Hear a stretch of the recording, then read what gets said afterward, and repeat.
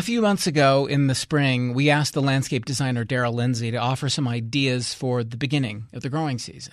And not just mention flowers and shrubs that look good, but that make sense for this climate. Lindsey insists you can create a verdant, cooling landscape in the arid West, but you have to understand native plants and how soil and microclimates work. And all of this is personal to her, as you can tell when you hear her story, because plants are her thing, her passion, her calling. But it didn't start out that way. Way back when I studied journalism, I worked as a digital reporter at KUTV. Loved it, actually, but, had a mortgage, needed to make some money. So I went to work at an ad agency, and then I was the marketing manager at Brighton Resort. Loved it. And then just thought, time to level up, get a promotion, get an office. So I moved to another resort that shall remain nameless with a bigger title and my own office with a door that shut. And I thought that was just the thing to do. And I was miserable. I regretted my decision every minute of every day. And the majority of that did come from the fact that I didn't know what was going on with me or my brain. I didn't know that I had autism. I didn't know that I had ADHD. And I had been kind of white-knuckling it through my existence prior to that by just forcing my way through it. And it was hard, but I didn't realize until I was genuinely exhausted, burned out, and unhappy how acute the issues could become. And that sort of brought it to a head. I started getting insane chronic migraines that would level me for days and days. And I had never had that before. And I eventually learned that when you're masking, which is when you're basically putting on a front and performing like a neurotypical person, there's all this tension that I feel in my jaw and the back of my neck and my shoulders. And I was doing that so many hours of the day that I was giving myself these impossible headaches. And it was making me sick. I was literally getting sick. So then it was a day where I had spent the whole day trying so hard to get, I think it was a slide deck. It was something that felt so meaningless to me when you're doing a slide deck about luxury hospitality. And every time I sent in an edit, the feedback was so cryptic and difficult to understand. Just, 8+, 9+ hours of doing that and feeling so defeated, and then also feeling so defeated over something that I didn't even think mattered. And I just had this moment where I burst into tears. So I took out my phone and I snapped a photo and I texted it to my best friend and I just said, I think I hate my job. And I had never hated my job before. I've always excelled at what I've done. And the idea of hating my job in itself was a failure. It felt like such a crushing failure because I had made this wrong decision. And I had all sorts of ideas of how I was going to get myself out of that situation, but I was trying to just put my head down and hold on, and I'd look for other jobs or I'd figure it out. But I started to have this crisis of, is this even what I want to be doing? And that was such a different experience for me because I had never hated my job before. I've always been a deeply creative person, a deeply productive person. And I was in this time of my life where I could not create and have it be met successfully. And so I started just posting online about the little things in life that made me happy, most of which was vegetable gardening. So I'd be out in my garden taking photos of squash and filming little videos about harvesting the squash blossoms and frying them up to make lunch. And that started to gain a little bit of traction. I wouldn't say it blew up, but at least I was having these moments of joy in my day-to-day life. And it was actually my hairstylist who first asked me while I was in the chair, hey, could you design my yard for me? And I said, absolutely. And because of my digital marketing background, I had never rendered a landscape design before, but I figured out how to Photoshop a 3D rendering of a yard together. And I posted it and immediately had 10 emails in my inbox. Didn't have a website, nothing, just 10 emails from people who had seen the post and said, hey, could you do this for me too?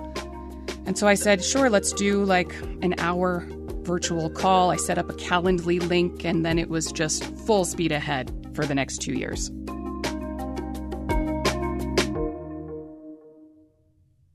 This is Radio West. I'm Doug Fabrizio. Daryl Lindsey is with us today talking about yards and gardens in this part of the West. She's a sustainable landscape designer who is certified in rainwater harvesting and permaculture. She's the founder of Yard Farmer. It's a sustainable design studio, and she has a really cool presence on social media. Now, this may not seem as exciting a conversation as in the spring, but Lindsey told us August can tell you things about plants. I'm thinking about climate resiliency in yards, in landscaping in general, because especially this July and August, we're seeing so much more of that heat and drought that we used to have. I think we were a bit spoiled the last couple of years with more mild springs, more rainy summers. Yeah. And so the landscapes held together better. And so now I'm thinking a lot about when you do this planting, be it a fresh landscape that you've installed this year or an established landscape that's 5 or 10 years old, how are you making your landscape survive this period without just dumping an irresponsible amount of water on it, which obviously we're trying not to do. Yep. So there's a lot of different ways to go about that, be it what you choose to plant, or even if you have existing Kentucky bluegrass, how you manage that Kentucky bluegrass to both have it look better and also require fewer resources. And that's on your mind now because you're driving around and you're seeing that thing is dying. Yeah. That clump is not thriving. Yeah, and as folks try to do the right thing and scale their water use back, their Kentucky bluegrass is going dormant and field bindweed is moving in because field bindweed doesn't need the water, but the bluegrass does. And so I'm seeing, brown crispy grass overtaken by field bindweed. And I'm like, we could do better than this, but I also don't want to see a golf course for a front lawn in Salt Lake City in August because that's its own kind of distressing to me to witness. Yeah. So how do we make a typical traditional yard more resilient to this kind of heat, this kind of drought, but also if we are going to make those conversions and make smarter choices away. Because in August is when it reveals itself as whether it's successful. Yeah. Right? Yeah. And a lot of those beautiful spring ephemerals, they're gone. Yep. Even things like your yarrow and your penstemon, your beautiful native flowering plants, those are starting to get really crispy. Yeah. I would love to see more fall blooming plants in landscapes, especially because a lot of our critically endangered native pollinators need those food sources into the fall. Things like aster and goldenrod that bloom late in the summer into the fall are actually really important food sources for monarch butterflies, for example. Everybody talks about milkweed, but that's just for the caterpillars. Once they're actually butterflies, what are they going to eat? Else. Yeah. What are they going to eat? Right. So I would like to see more of that staggering of bloom times in order to support native wildlife as well.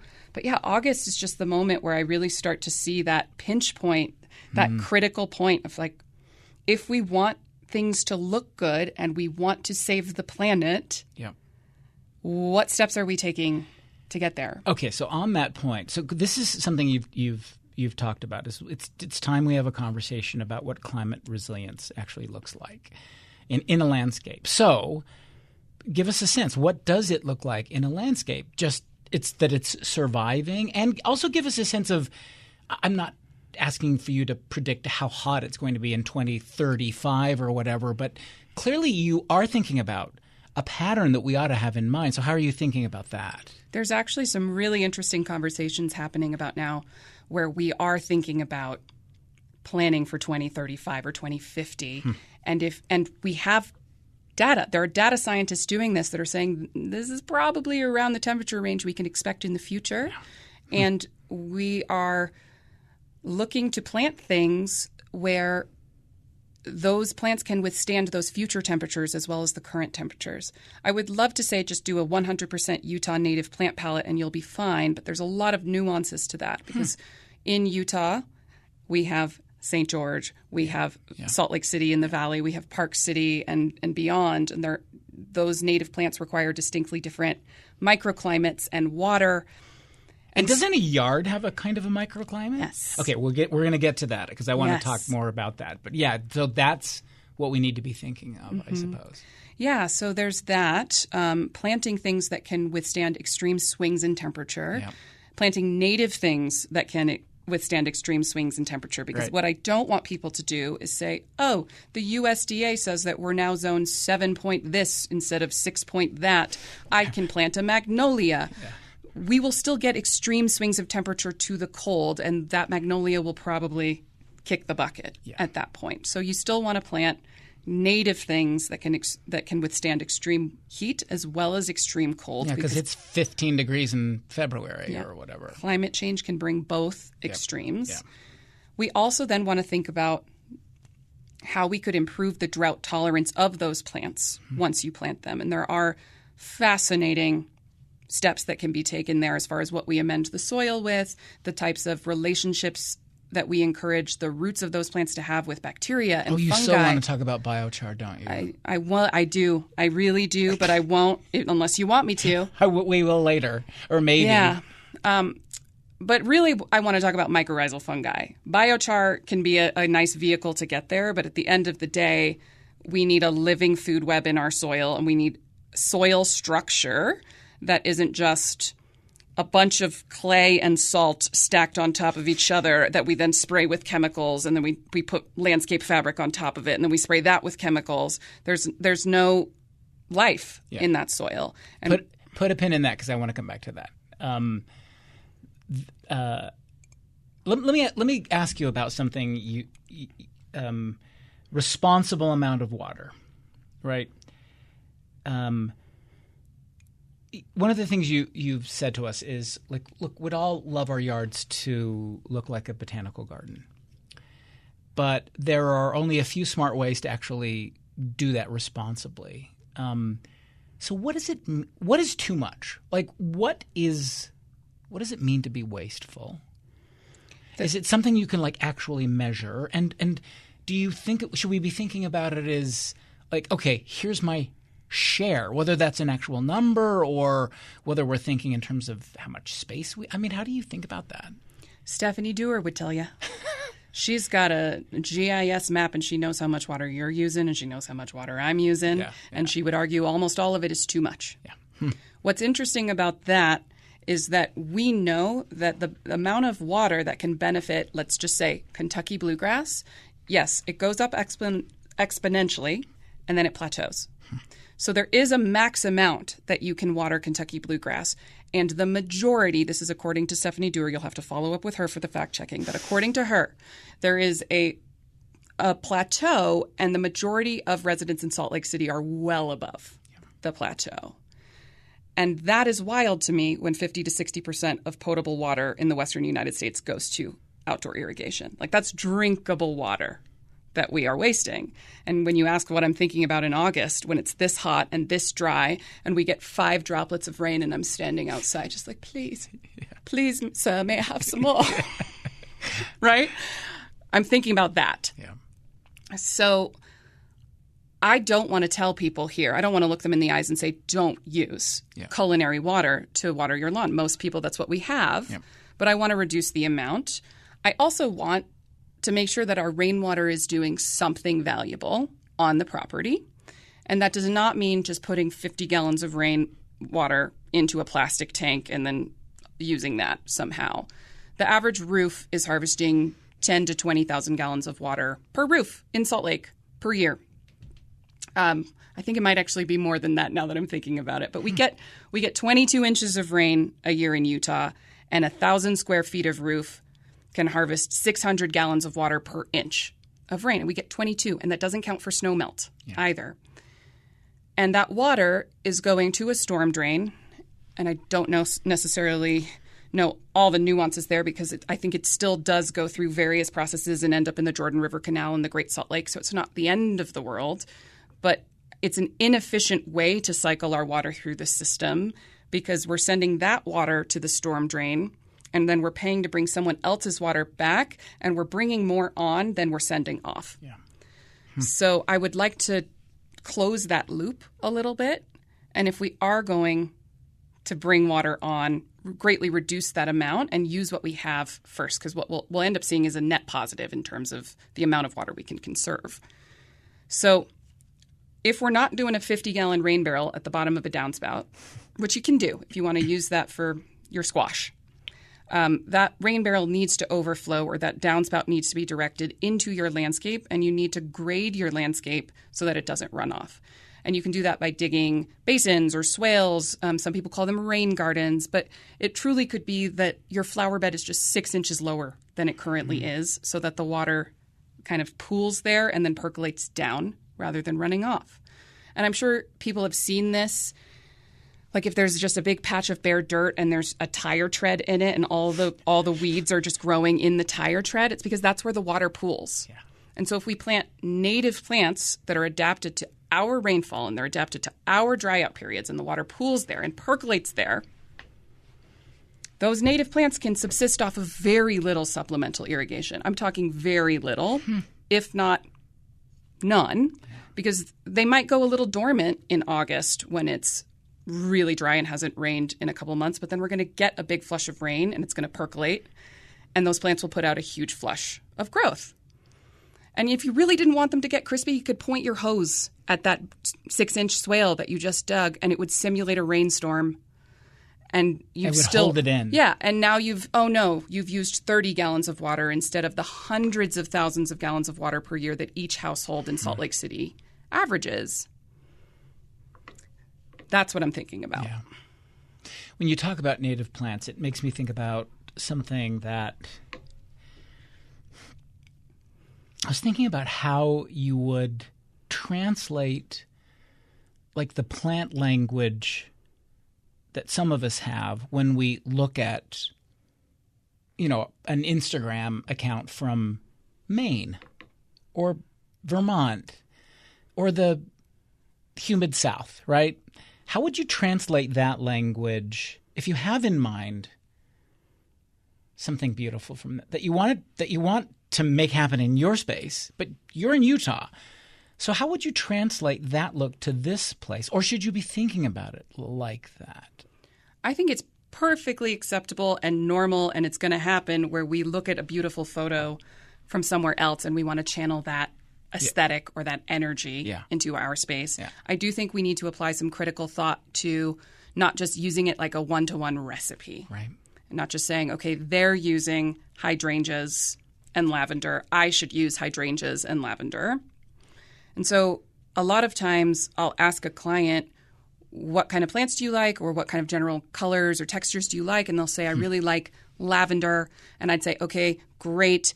We have a Rocky Mountain penstemon that also has a gorgeous purple flush of flowers on a long green stem. Yeah. We can channel that look for you without having to use the non-native plant. So I'd say absorb what you like about that photo from Maine or Vermont, and then look for analogs here that are better adapted to your situation.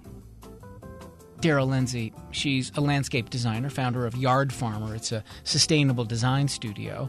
You should check out our social media presence. We'll put a link to all the things on our website. We'll take a break, come back in a moment. You're listening to Radio West.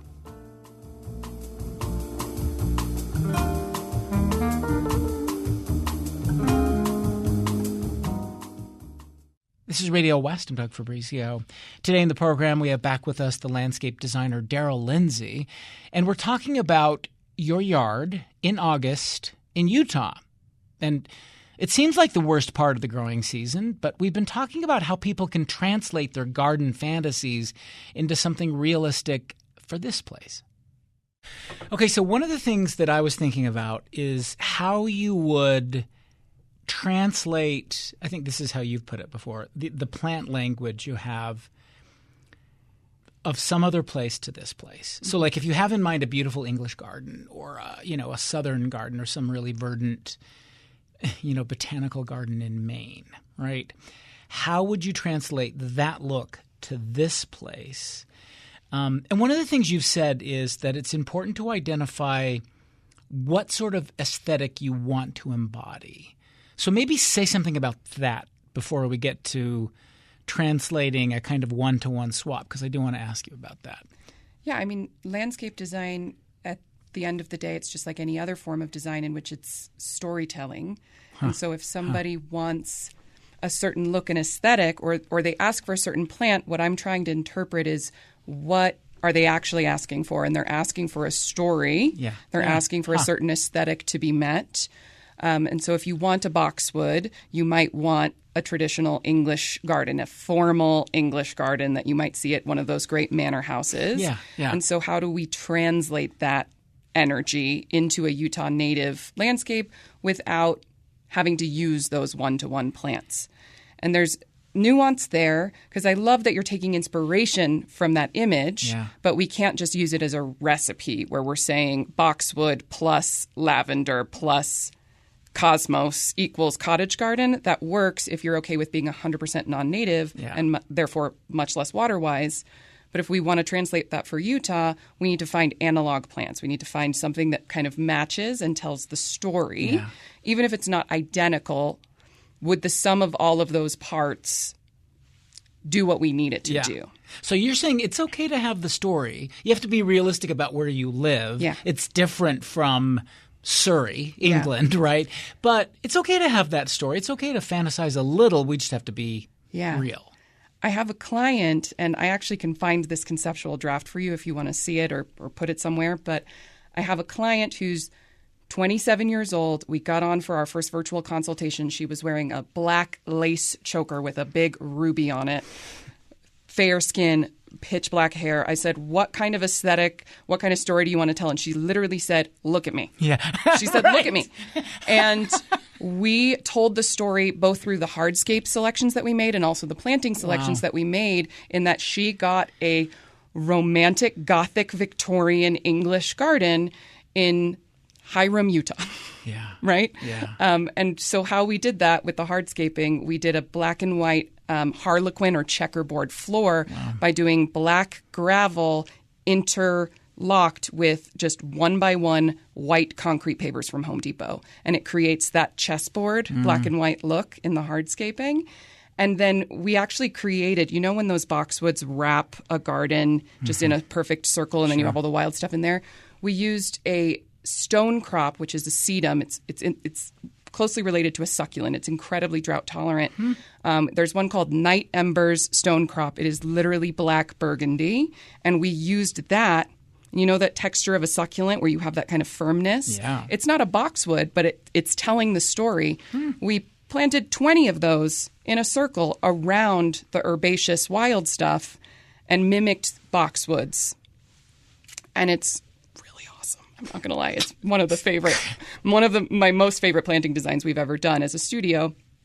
So we have to identify the essence. Yeah. We do joke. This is a joke, but honestly, it's very serious. That at our studio, my job is vibes, because now we have landscape architects and project managers and people who have master's degrees in this working for my studio, and I'm just here.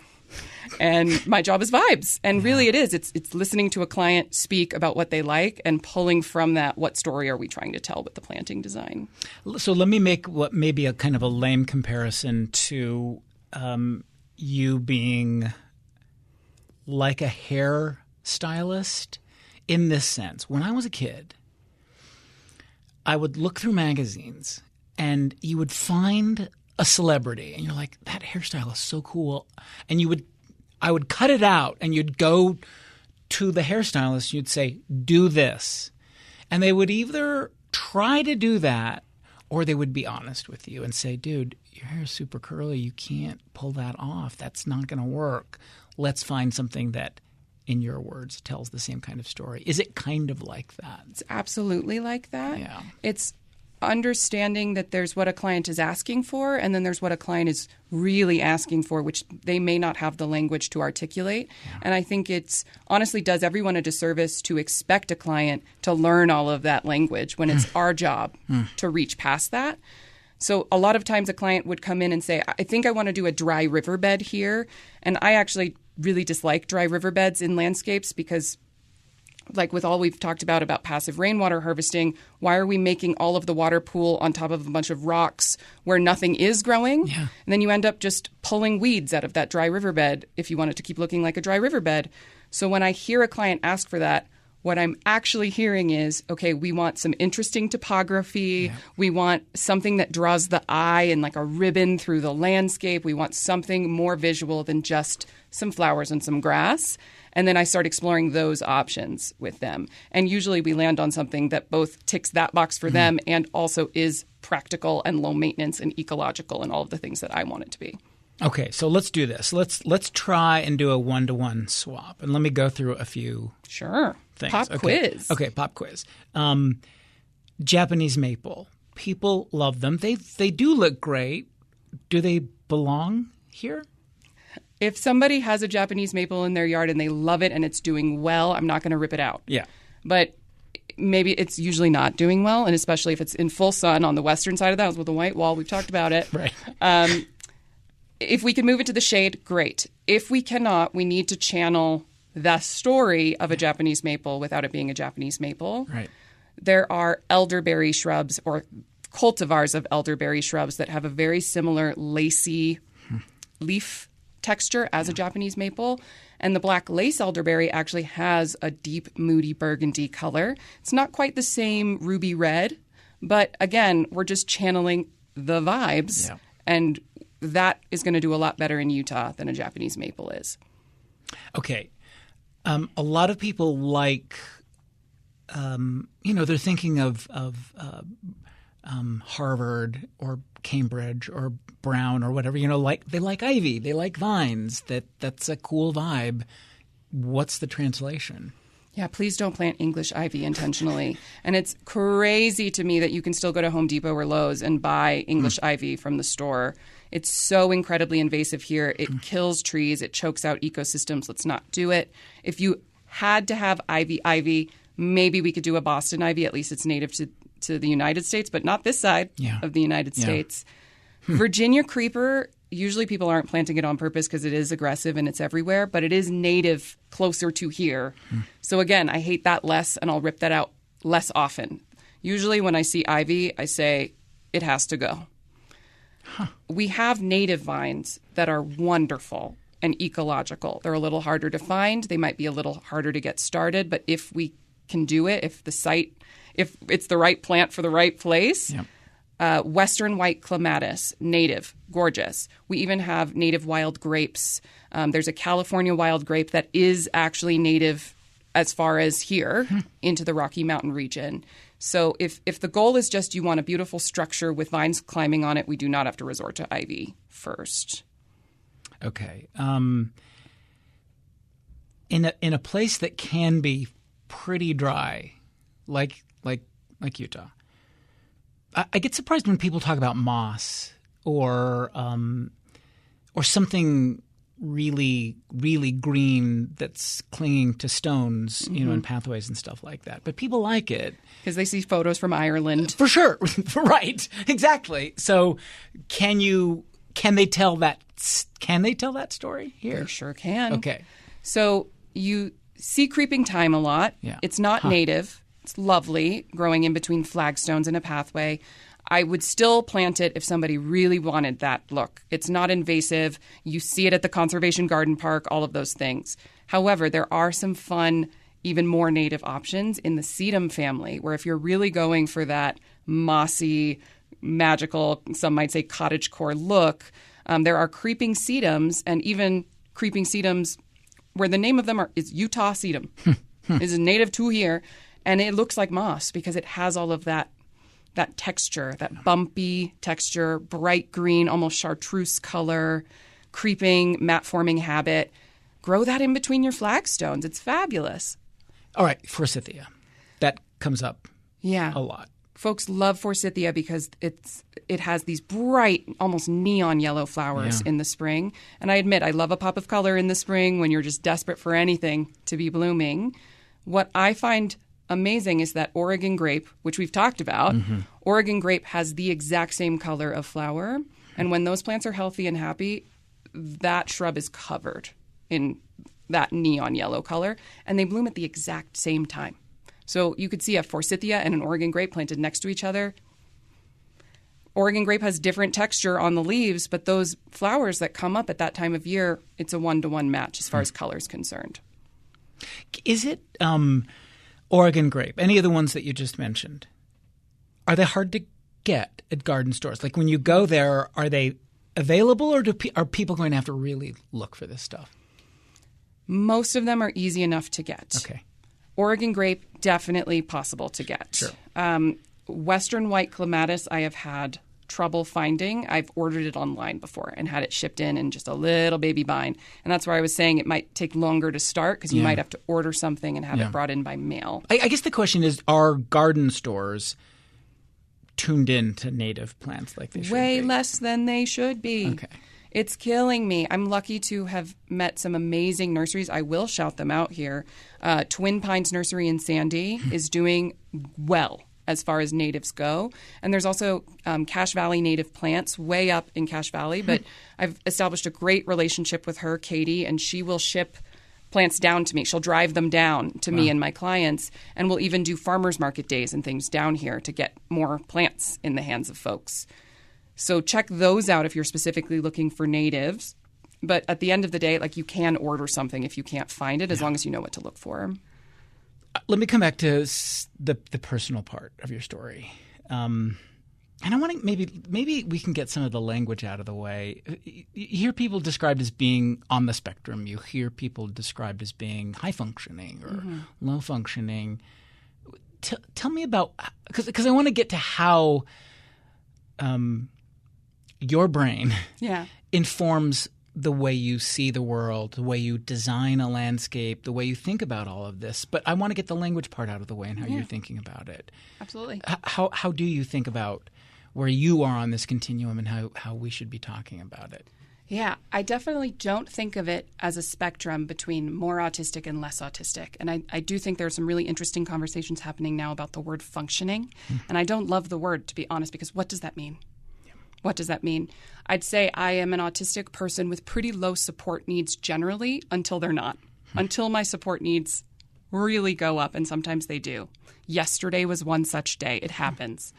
I think of autism as a wheel or maybe many, many, many spectrums with 100 different traits on them, where any person might have more or less of one of these things, be it like executive function, for example. Sometimes I have a lot of it. Sometimes I have absolutely no executive function. You ask me what I want for dinner and tears will spring into my eyes. Overstimulation or sensory issues. If something is touching the back of my neck that I don't want to be touching, like it could ruin my day, for example. There are 100 different things like that. And with that come the things that some people consider superpowers, quote unquote. And I wish that people could see the face that I'm making when I say that, because it's the air quotes version of that. The air quotes version, because I think it's a little condescending to just be like, but you're so good at piano or you're so good at math. And, you know. And if I dropped these matchsticks, you could count them. And the media representation of what it means. Right. But I do have, I believe, to quote my therapist, extremely high spatial intelligence. That's how she described it, where I can walk into a space and someone says, I want this, this, and this. I can see it. Yeah.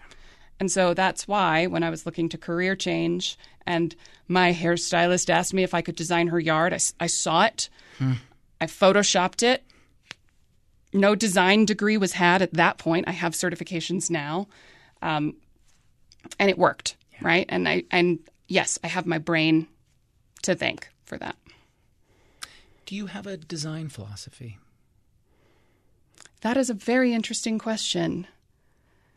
I should warn you, one of my autistic traits is that I always ask for context, so I really know what you're asking for me. I guess what I'm thinking of is there a designer that you have followed who says something quippy or wise? Minimalism, maximalism, simplify, edit. Are you guided by anything like that? That is a fascinating question. What is interesting is I think the baseline that we hear all the time for ecological landscape design is right plant, right place. Yeah. I think I even used those words a little bit earlier, and it is about selecting the right plant for the correct microclimate. Right. But I break my own rules all the time. And so if I were to synthesize what the order is of if you were to come to me and say, design my yard for me. And I need to ask you all of those follow-up questions, like what for? What are we doing? I'm not just going to throw plants at you. Yeah. First thing would be who's living in the house and who's using the yard? And what are you using each of these spaces for? And we'd go through each space one by one. Then I want to know about the pain points of the space because we use design to solve problems. And so I need to know if the nosy neighbor is to the west or the east.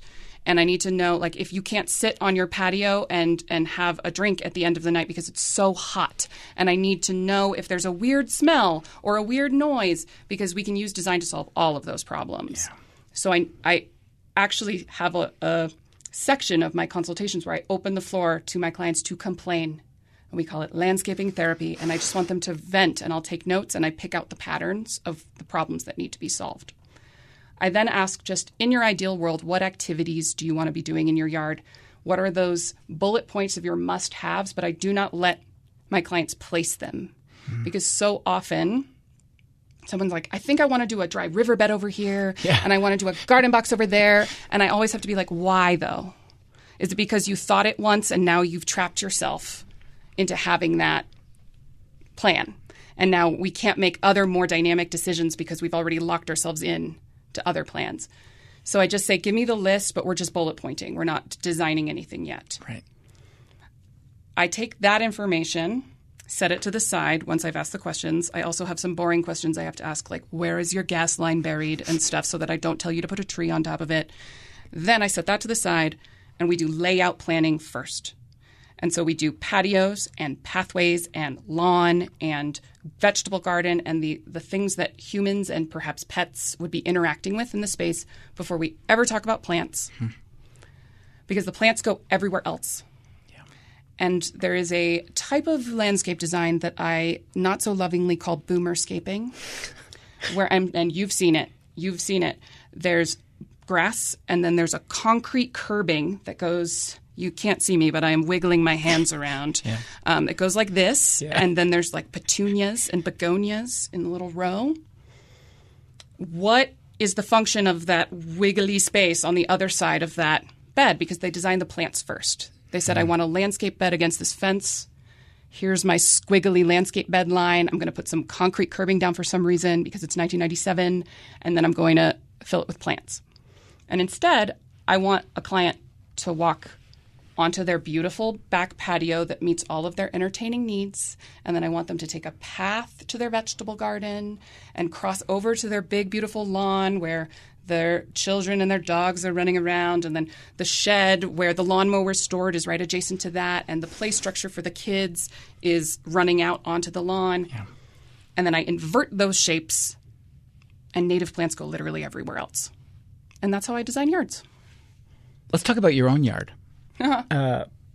Because I suppose years of thinking about this, now you're sort of transforming your own space. I don't know how much you want to talk about this or can, but let's talk about your own space, how you're thinking about what you're doing. Sure. I'm redoing my front yard after many years of feeling guilty for not doing it.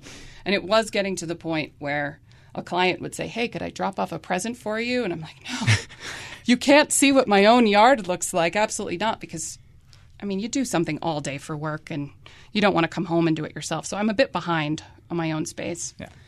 But this year I just said, I'm going to do it. I designed it. I passed it off to some lovely contractors who are helping me do the work while I'm at work all day.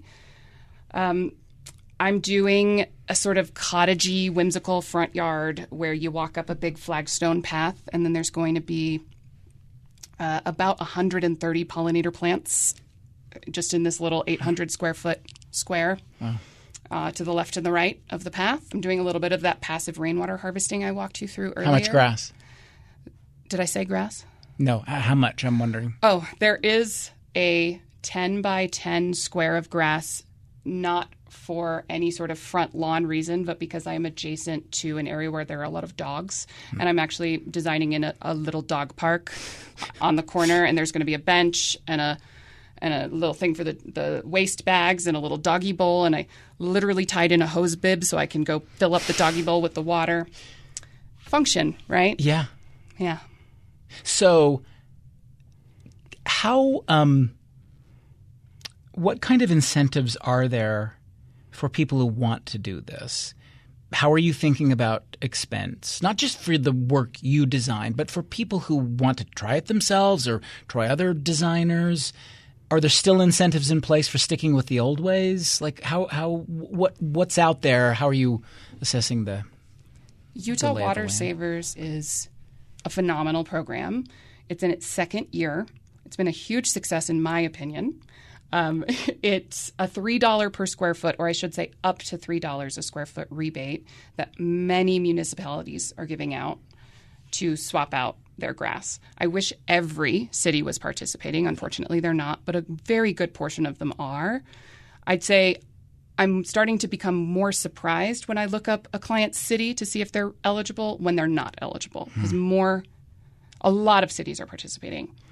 $3 a square foot is not going to get you, if you rip out a bunch of Kentucky bluegrass, it's not going to get you custom flagstone and a waterfall and, this dream yard. You're definitely still going to be spending money on top of that. Yeah. However, for clients who are on a budget and are looking for economical ways to flip their yard, $3 a square foot can get them most of the way there if they're looking to do the work themselves.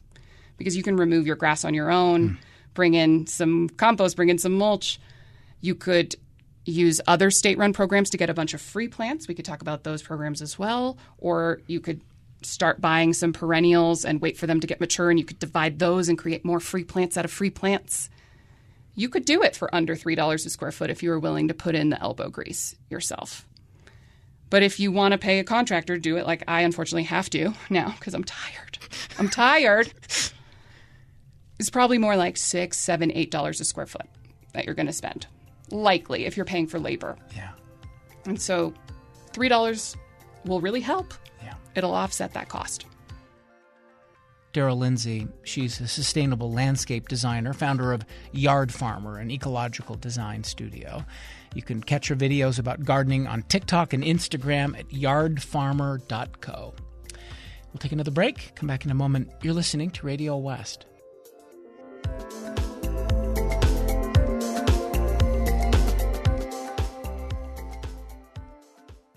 This is Radio West. I'm Doug Fabrizio.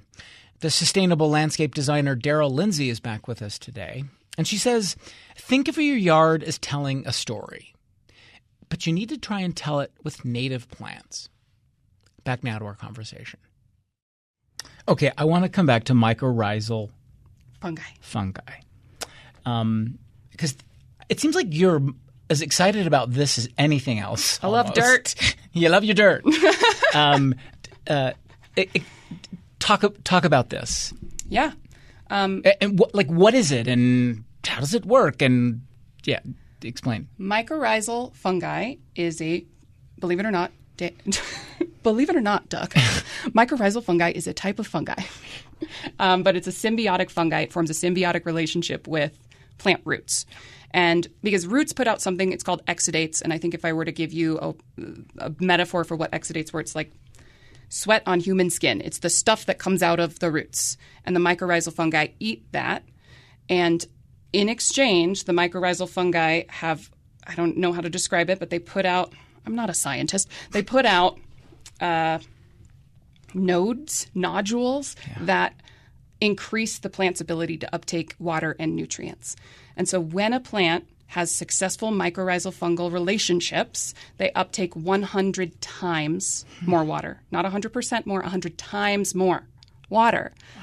And so that's why when you ask, how are we thinking about making plants more drought tolerant, I'm thinking, how do we get this soil to really be alive? And there are a lot of different steps that have to happen to make your soil as nature intended it to be, and not the way that we're constantly disturbing and damaging and disturbing and damaging and just hoping for the best over and over again. We need to stop spraying it with chemicals. We need to stop putting plastic landscape fabric on top of it. Think about a forest floor, and the leaves drop at the end of the season. Those leaves turn into more dirt and the cycle of soil building continues. We're putting literally just a layer of plastic in the middle of that cycle and completely stopping it from doing what it needs to do. And worst of all, people think it's going to suppress weeds, but it only suppresses one season of weeds. And next season, a bird is going to bring a different weed, or the wind is going to bring a different weed. And we're back where we started, except now our soil's less prepared to make things we actually want to grow thrive. What else can you do to make it healthy? Plant native plants. Okay. Deep, healthy, mature root systems. And a native grass will have a root system that's 6 feet deep. And that grass will form, So you want to think about how that plant can access the water table and access even just insulated, nice, damp soil down there versus Kentucky bluegrass, where the root length is directly correlated to the blade length. And if you mow it to be half an inch tall, your roots are half an inch deep, and that's why you have to drown your lawn to keep it alive. So planting dense perennial plantings where these roots live year-round. They go dormant sometimes, and those roots have successful mycorrhizal fungal relationships. And yes, you can purchase fungal inoculants that you could inoculate your roots with or your seeds with, and that would help. But honestly, nature kind of shows up when you plant those things. So if you encourage a native landscape, a native ecosystem, like those fungi are going to be there after a while. You don't have to go purchase something.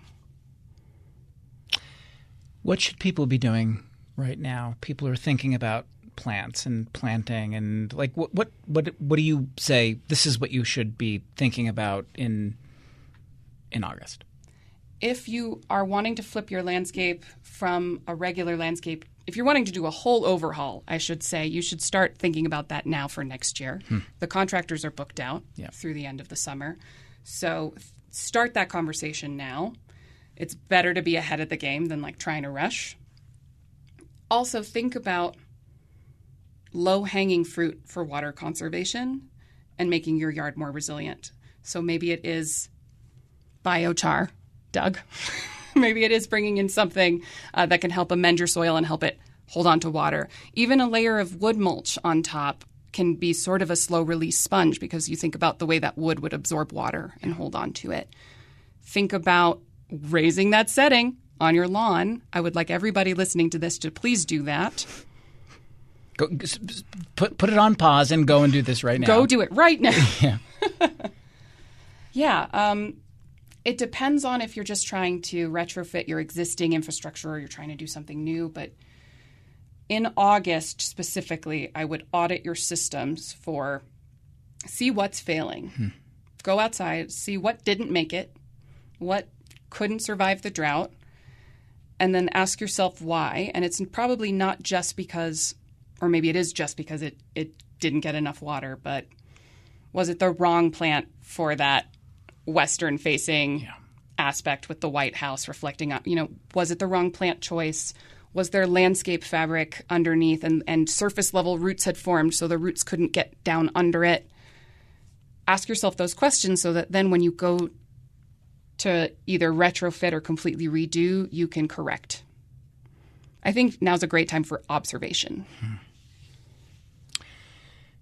I want to ask you this finally. Are you feeling like I don't know quite how to put it, the culture, the sentiment about native plants and, living sustainably and choosing the right plants for the right space and right microclimate? Are you seeing that changing in a good way, or what are you noticing about all of that? I do. I think it's entering the mainstream. I don't know if it's quite mainstream, but I do think it's starting to enter the mainstream where more people are becoming aware of this. Yeah.